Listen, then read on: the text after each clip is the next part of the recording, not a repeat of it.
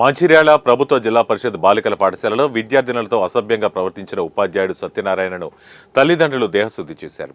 జిల్లా కేంద్రంలోని మార్కెట్ ఏరియాలో ఉపాధ్యాయుడిని పట్టుకుని చితకబాదారు.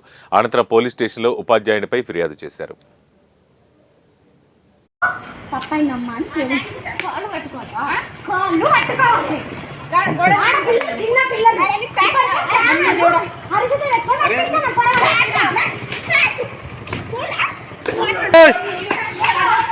ఇంకా ఎక్కువ మాట్లాడదాం ఇంకా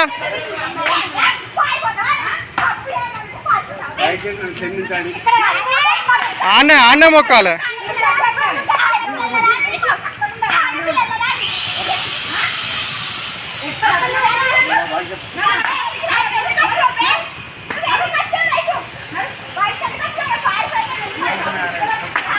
గోడ దిక్కి వచ్చి రావాల్సిన ఏమవసరం.